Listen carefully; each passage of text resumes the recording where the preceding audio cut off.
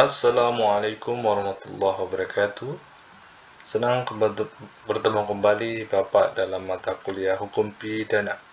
Saat ini Bapak akan sampaikan terkait penangkapan dalam proses acara pidana. Jika sebelumnya kalian sudah mengetahui bagaimana prosedur beracara, ya, dalam KUHP, Kitab Undang-Undang Hukum Acara Pidana, maka Bapak akan sampaikan selain pra-peradilan yang juga sudah kalian tahu, yang berikut ini adalah bagaimana proses penangkapan menurut peraturan perundang-undangan yang berlaku di Indonesia. Perlu kalian ketahui, penangkapan itu diatur atau disebutkan dalam pasal 1 angka 20 KUHP, Kitab Undang-Undang Hukum Acara Pidana. Apa itu penangkapan? Suatu tindakan penyidik berupa pengekangan sementara waktu kebebasan tersangka atau terdakwa apabila terdapat cukup bukti guna kepentingan penyidikan atau penuntutan atau peradilan dalam hal serta menurut cara yang diatur dalam undang-undang. Teman-teman sekalian, tadi ada kata-kata penyidik yang berhak melakukan penangkapan. Dalam hal ini, selain penyidik, ada penyidik pembantu, ada juga penyelidik atas perintah penyidik. Teman-teman sekalian,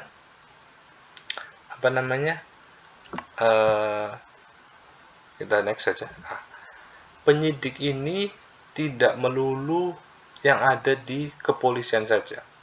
Walau KUHP mengamanatkan tugas penyidikan ke kepolisian, tapi di luar KUHP, orang yang menjabat sebagai penyidik itu ada banyak. Tidak cuma penyidik yang ada di kepolisian, ada juga penyidik di instansi lain seperti penyidik perikanan, penyidik kepabeanan di Bea Cukai, kemudian ada penyidik tindak pidana korupsi di KPK, ada juga penyidik tindak pidana di imigrasi. Di imigrasi itu masuk Kementerian Hukum dan HAM. Jadi penyidik ada banyak jadi ada juga maksudnya ini yang 1, 2, 3 ini diisi oleh pegawai negeri sipil. Jadi statusnya adalah PPNS, penyidik pegawai negeri sipil. Jadi jangan dikatakan kemudian kalian berbuat tindak pidana, penyidik itu ada di banyak tempat, termasuk di kejaksaan. Jadi jangan dipikir kemudian kan yang bisa menangkap polisi juga. Maksudnya yang bisa menangkap pelaku kejahatan itu hanya polisi. Oh tidak. Misalnya kalian melakukan tindak pidana korupsi, bisa jadi yang menyidik dan menangkap kalian orang-orang KPK yang mungkin backgroundnya dari kejaksaan. Tidak harus melulu dari kepolisian. Terus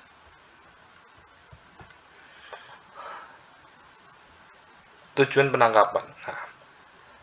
Orang ditangkap itu tentu ada tujuannya. Polisi katakanlah para penyidik di kepolisian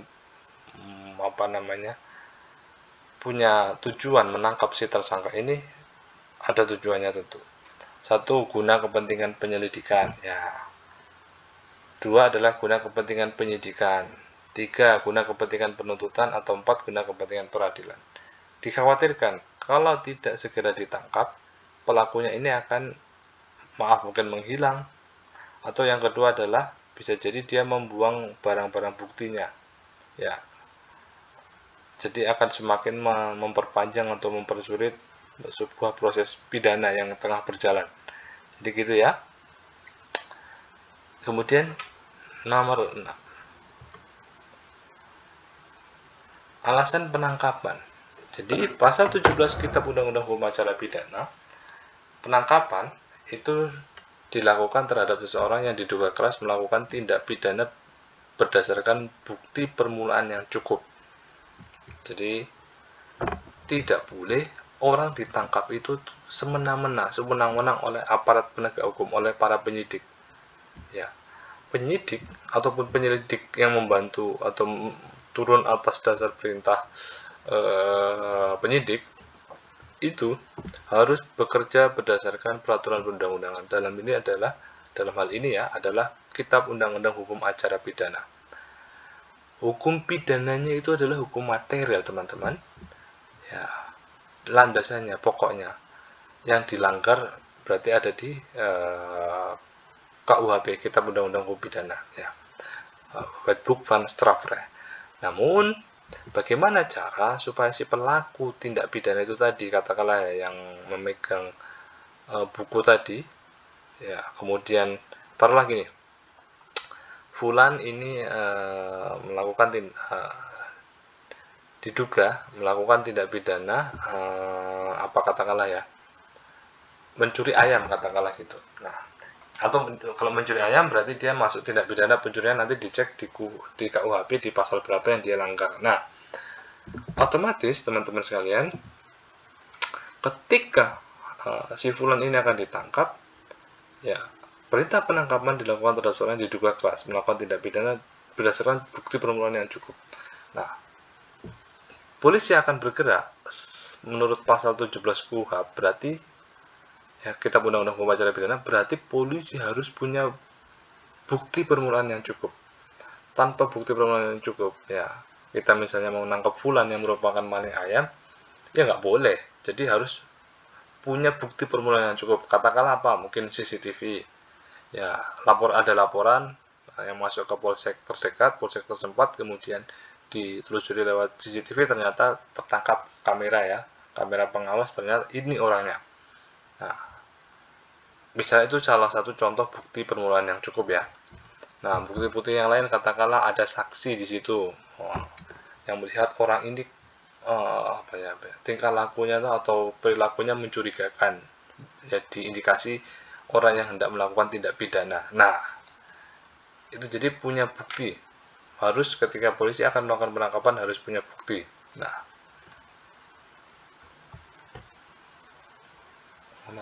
oke. Apa itu bukti permulaan yang cukup? Menurut 184 KUHP, Kitab Undang-Undang Hukum Acara Pidana, jadi minimal harus punya 2 alat bukti yang sah. Jadi gitu ya teman-teman, harus ada minimal 2 alat bukti yang sah, baru proses penangkapan itu bisa lancar. Atau yang kedua, putusan MK nomor 21 PUU PUU garis lurus 12 garis miring 2014 memutuskan bahwa frasa bukti permulaan yang cukup bertentangan dengan Undang-Undang Dasar RI dan tidak mempunyai kekuatan hukum tetap mengikat hukum sepanjang tidak dimaknai minimal 2 alat bukti yang termuat dalam pasal 184 KUHP. Jadi teman-teman sekalian, jadi bukti permulaan yang cukup menurut KUHP tadi harus dimaknai bahwasanya minimal 2 alat bukti. Bukti permulaan yang cukup itu harus dimaknai ya oleh pengurus masjid ya. Pengurus masjid.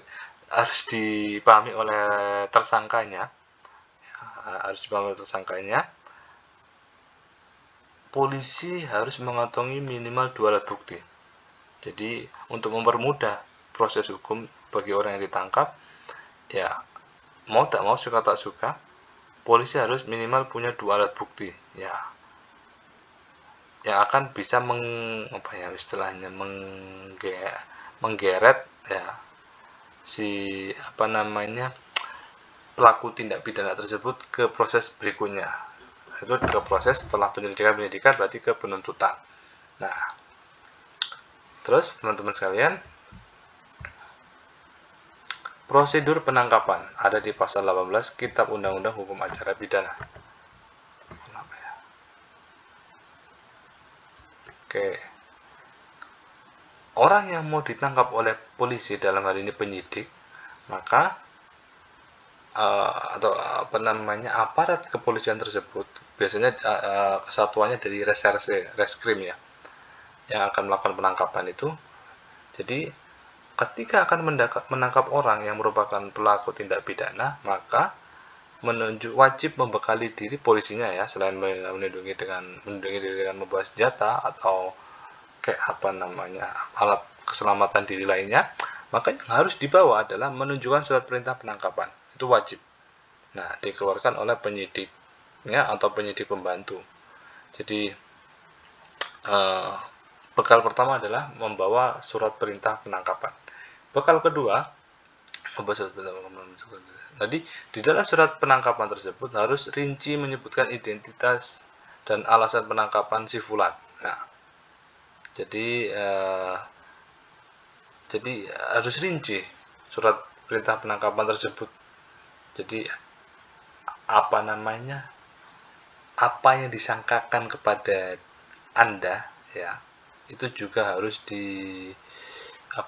istilahnya dicantumkan ya. Jangan sampai cuma kosongan atau istilahnya banyak bolongnya, banyak kosongnya.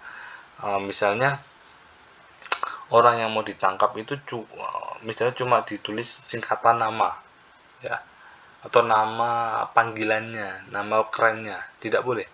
Harus ditulis lengkap, kemudian data-data yang lain ya, misalnya alamat tempat tinggal atau misalnya pekerjaan katakanlah gitu ya. Nah, kemudian dicantumkan juga alasan atau penyebab ya, atau uraian singkat dari kejahatan yang disangkakan kepada kita, yang melakukannya, serta tempat kejadian perkaranya di mana. Terus, yang ketiga, surat perintah penangkapan tersebut dikeluarkan oleh pejabat kepolisian. Nah, keluarnya surat perintah penangkapan itu harus melalui prosedur yang ditetapkan atau dikeluarkan oleh internal kepolisian tersebut. Jadi surat perintah penangkapan taruhlah ya dikeluarkan oleh kepolisian setempat, entah itu Polsek, Polres atau Polda, tapi yang memerintahkan untuk menangkap itu ternyata misalnya taruhlah ya komisaris polisi siapa Abdul, katakanlah gitu ya, komisaris polisi Abdul, tapi dia setelah ditelusuri dia adalah Kadif Propam atau Kasat Propam di Polres Depok. Nah, jadi atau Provos itu tidak bisa menandatangani surat penangkapan. Ya, kalau pejabat Polri yang menangani surat penangkapan itu berarti ditandatangani atau diparaf oleh direktur reserse kriminal umum atau direktur reserse kriminal khusus, katakanlah ya direktur reserse narkoba. Jadi dikeluarkan oleh pejabat yang berwenang melakukan penyidikan, misalnya gitu. Kalau provos ya berarti menegakkan hukum di lingkungan internal kepolisian tersebut. Jadi fungsi-fungsi masing-masing ini dari kesatuan di kepolisian ini harus kita pahami juga. Terus yang keempat adalah menyerahkan tembusan surat penangkapan itu kepada keluarga tersangka ya. Jadi ketika kita sudah bertemu dengan TO kita, target operasi kita, si tersangka tersebut, maka secepatnya segera diberikan salinan surat penangkapan tersebut atau surat perintah penangkapan tersebut kepada keluarga korban yang ada di Sleman. Kepada keluarga tersangka ya. Dimanapun itu, misalnya ditangkap di Sleman ya segera kirim surat itu di Sleman ya. Itu sekalipun katakanlah tindak pidananya terjadi di Yogyakarta katakanlah ya, di kotanya, tapi pelakunya ada di kabupaten, maka polisi harus datang menjemputnya pelaku tersebut di kabupaten ya. Kemudian surat yang dari Jogja itu juga dibawa, selain dibacakan ditujukan kepada tersangkanya, pelakunya, maka diberikan juga salinannya kepada keluarga tersangkanya tersebut. Oke, terus makna frasa segera menurut putusan MK nomor 3 PUU 11 2013 menyatakan bahwa frasa segera dalam pasal 18 ayat 3 KUHP bertentangan dengan UUD 45 dan tidak mempunyai kekuatan hukum mengikat sepanjang tidak lebih dari 7 hari. Jadi teman-teman sekalian, ketika ada proses penangkapan yang mungkin menangkap anggota keluarga dari si keluarga kecil tersebut, taruhlah ya, maka salinan surat penangkapan itu harus diberikan, tidak boleh lebih dari 7 hari ya. Jadi kenapa frasa segera ini diuji materi di Mahkamah Konstitusi teman-teman? Karena dikhawatirkan kalau tidak dipersempit maknanya dari frasa segera itu, bisa jadi nanti sebuah kasus tindak pidana yang sudah diproses di kepolisian akan terkatung-katung, akan tidak jelas juntrungannya selesai kapan. Jadi kalau sudah jelas TO-nya mana, target operasinya mana, ya, pelakunya yang mana, tersangkanya yang mana, maka surat surat salinan atau salinan dari surat penangkapan tersebut harus segera diberikan kepada keluarganya. Akan apa? Karena biar jelas, oh suamiku itu yang nahan dari Polres mana katakanlah ya, yang disangkakan apa, katakanlah melanggar pasal apa, kemudian di mana nanti sang suami ini akan diinterogasi. Ya, jangan sampai tidak tahu anggota keluarganya. Ya, tindak pidananya di Jogja, kemudian melanjutkan aktivitasnya karena dia bekerjanya di kabupaten, maka mau tidak mau, suka tidak suka, polisi harus jemput untuk menangkapnya dan mengirimkan surat salinan juga, atau membawa sekalian, menyangking sekalian, bahasa Jawanya itu membawa sekalian surat tersebut, dan kemudian kalau toh ya teman-teman sekalian, di sini dijelaskan nggak ya?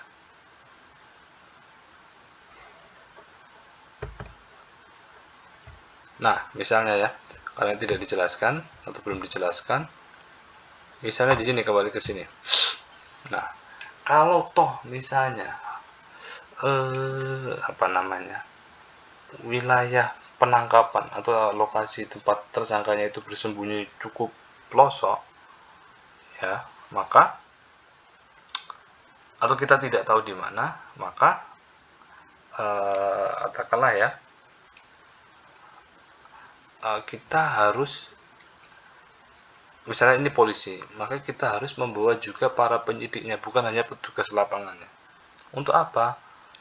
Supaya ketika kita sampai di lokasi yang mungkin kita belum tahu di mana juntrungannya, di mana dia bersembunyinya, maka ketika penyidik ini ikut, akan meminimalisir istilahnya ya, pelanggaran hukum yang akan dilakukan oleh para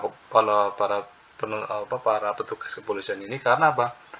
Kalau yang kita tangkap kemudian keluarganya tidak tahu sampai 7 hari setelah penangkapan, maka yang dikhawatirkan atau diwaspadai bisa jadi pihak keluarga tersangka akan melakukan proses pra peradilan, dan itu diperbolehkan, kan Bapak sudah sampaikan di video sebelumnya kan. Nah, maka apa istilahnya ya, cara mengakali, cara menyiasati supaya tempat tinggal supaya proses penangkapan itu lancar dan cepat, bisa jadi juga ada yang penyidik itu diikutkan di rombongan tersebut. Nah, kalau selesai menangkap nanti kan bisa segera penyidik yang berhak atas tanda tangan di situ, atau pejabatnya yang akan tanda tangan di situ, bisa langsung tanda tangan di situ karena sekalian ikut. Nah, misalnya lokasinya juga bisa segera dibuat di situ. Taruhlah kalau misalnya ada yang alat yang portable, printkan di situ juga, kemudian berikan langsung kepada istri dari si tersangka ya, atau si terperiksa tersebut. Oke. Terus terdapat syarat dalam melakukan penangkapan. Oke. 1. Penangkapan wajib didasarkan pada bukti permulaan yang cukup. Jadi tadi ya, pasal 184 KUHP, orang yang ditangkap itu harus ada buktinya dulu. Tidak asal main tangkap. Kalau main tangkap itu namanya tidak sesuai dengan prosedur hukum, itu tidak boleh. Jadi polisi ketika akan membawa surat perintah penangkapan itu isinya akan dijelaskan juga di dalamnya itu. Jadi bukti permulaannya cukup berdasarkan apa dan apa, katakanlah gitu ya. Terus melakukan penangkapan tidak sewenang-wenang, tidak boleh main pukul ya, tidak boleh ketika menangkap si pelaku main siksa, katakanlah gitu ya.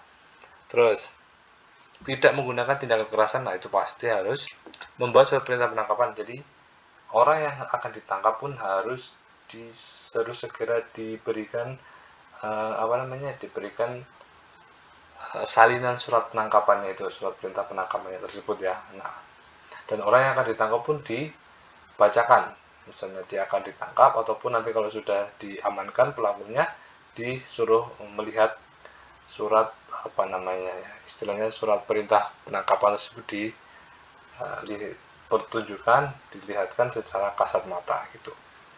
Terus berpijak pada landasan hukum itu pasti harus ya, karena prinsip yang pertama dalam KUHP ya, Kitab Undang-Undang Hukum Acara Pidana adalah asas legalitas. Ya, nullum delictum nulla puna sine previa lege poenali. Oke, terus dalam melakukan penangkapan wajib mempertimbangkan keseimbangan antara tindakan yang dilakukan dengan bobot ancaman. Jadi mau menangkap seorang pelaku kejahatan yang misalnya hanya maling sendal, maling ayam, ya dengan istilahnya ya, pelaku tindak pidana pembunuhan berencana dengan samurai, katakanlah ya, pelakunya diketahui selain punya samurai punya senjata juga, nah senjata api katakanlah.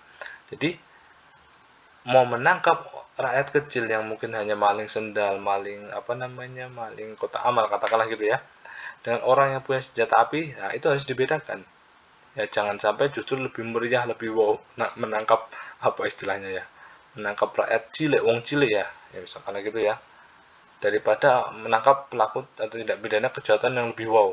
Nah itu malah kalau yang rakyat kecil harus dikepung habis-habisan, nah, dengan latihan dulu, exercise, tapi ketika pelaku tidak pidananya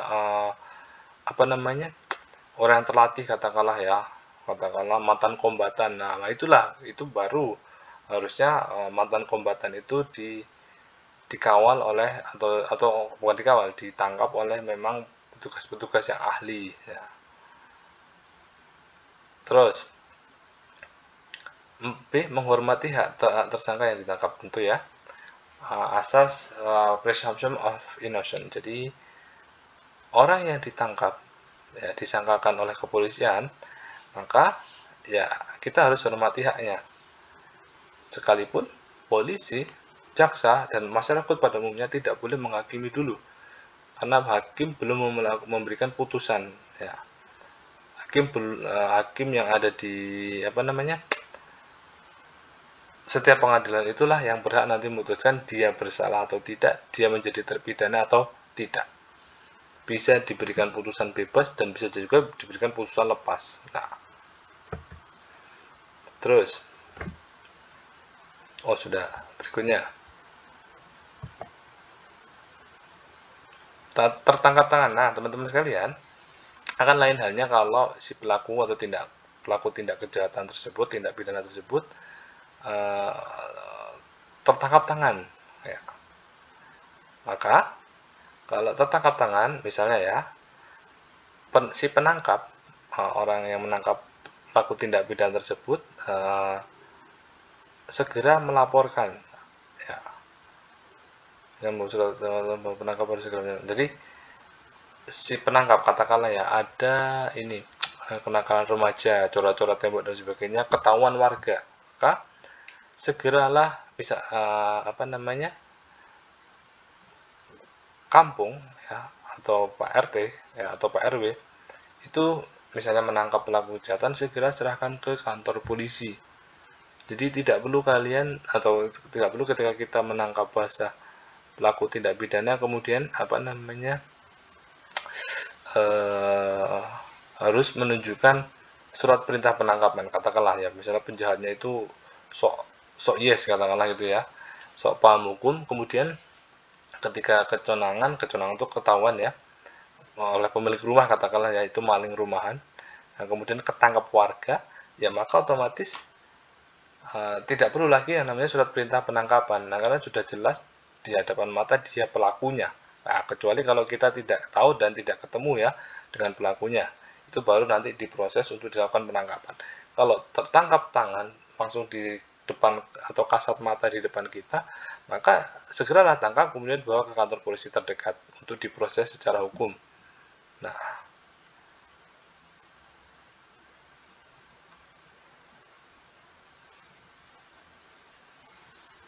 Oke, berikutnya teman-teman sekalian. Masih panjang. Berikutnya ya.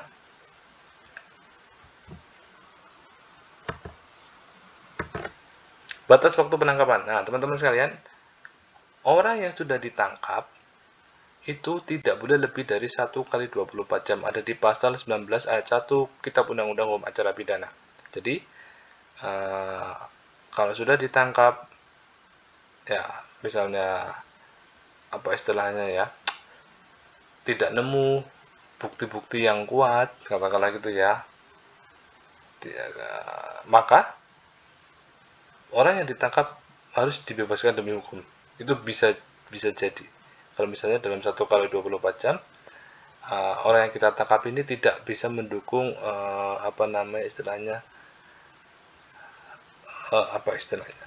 proses misalnya menangkap pelaku ya, katakanlah ya.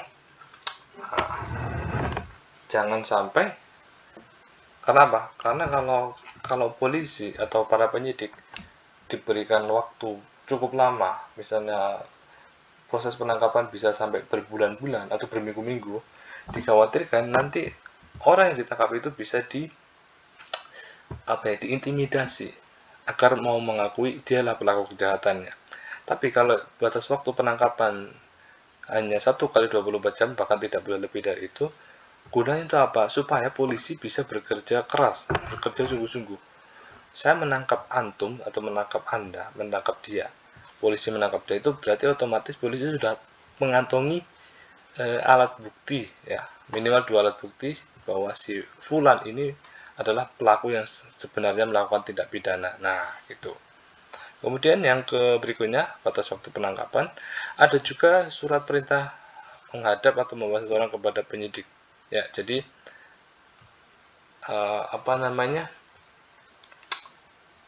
ada juga pasal 5 ayat 1, ini maksudnya apa? Ketika polisi sudah memanggil secara baik-baik ya kepada seseorang yang diindikasi misalnya pelaku tindak pidana korupsi, kan nyambung terus.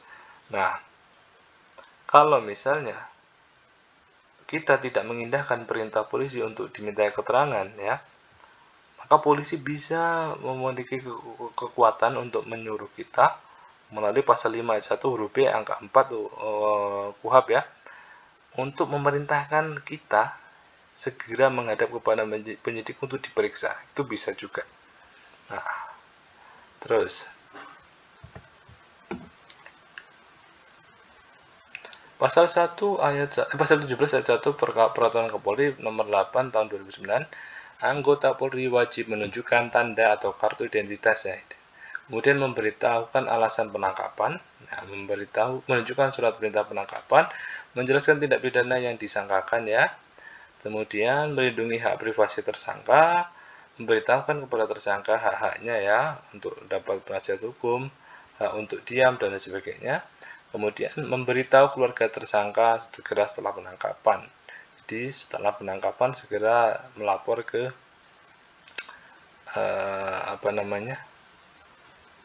ke keluarganya. Jadi misalnya ditangkap, maka saat itu pula kalau ketemu anggota keluarganya segera diberitahu salinannya, diberikan salinannya maksimal sampai kurang dari 7 hari ya, agar pengendara itu agar keluarganya itu tahu kenapa si fulan atau bapaknya tidak kembali ke rumah, ternyata ditangkap oleh polisi. Terus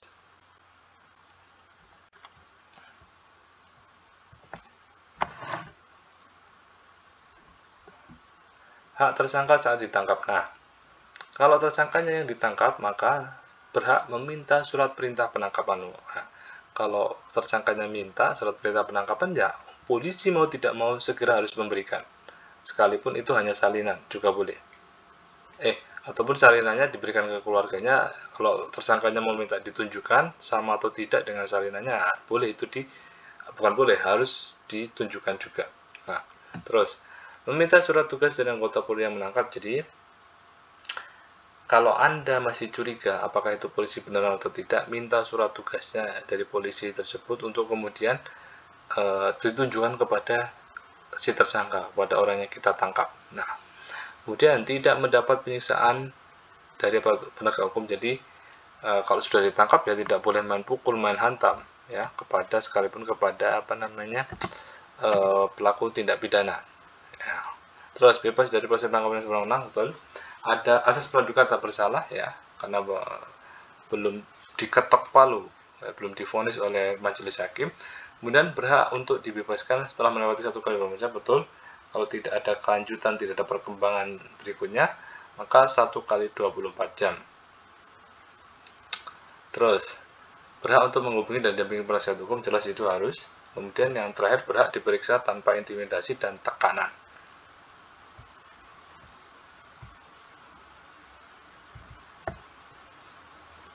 Larangan penangkapan atas pelanggaran. Jadi di pasal 19 ayat 2 KUHP, Kitab Undang-Undang Hukum Acara Pidana, tidak dibolehkan melakukan penangkapan terhadap tersangka yang melakukan tindak pidana pelanggaran. Jadi orang yang melakukan tindak pidana pelanggaran tidak boleh ditangkap. Misalnya orang yang melanggar lampu merah, ya, itu tidak boleh kemudian kita datangi rumahnya, katakanlah gitu ya, yang orang melakukan ngeblong lampu merah, yang melanggar lampu merah itu, kemudian kita datangi rumahnya, sekalipun kita punya alat bukti CCTV di jalan ya, kemudian kita lakukan penangkapan. Nah, itu tidak boleh. Karena apa? Karena perkara lalu lintas ini termasuk pelanggaran, bukan kejahatan ya, apalagi pelanggaran, katakanlah ya, gitu ya. Ini contohnya itu dulu. Oke, berikutnya.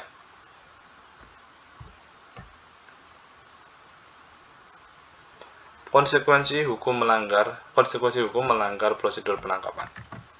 Oke, kita lihat.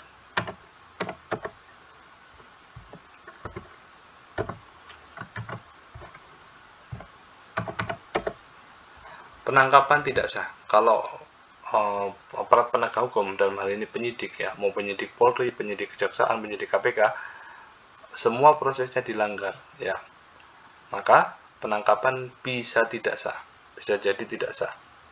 Kemudian tersangka harus dibebaskan demi hukum ya. Kalau misalnya terjadi salah prosedur ya, nah maka misalnya salah menjemput tersangka, katakanlah tersangkanya itu mirip-mirip kayak kembar. Nah, ternyata ketika diinterogasi tidak mau ngaku dan benar KTP-nya bukan itu, orangnya bukan, namanya bukan itu, misalnya semacam itu, maka si tersangka yang sudah kita amankan, kita tangkap ya, maka demi hukum dia harus dibebaskan ya, karena dia bukan pelakunya. Terus tersangka, keluarganya atau penasihatnya, konsekuensi hukumnya. Tersangka, keluarganya atau penasihat hukumnya dapat meminta pemeriksaan kepada pra-peradilan. Jadi sebagai konklusi penutup, kalau selama proses penangkapan ya terjadi tindak pidana kekerasan, ya intimidasi dan sebagainya, tidak diberikan surat perintah penangkapan ataupun ditujukan ataupun diberikan salinannya surat perintah penangkapan, maka sekali lagi dari pihak tersangka atau pelakunya, keluarganya ya atau penasihat hukumnya berhak mengajukan gugatan pra-peradilan di pengadilan negeri setempat. Oke, cukup sekian dari Bapak penyampaian tentang penangkapan ini.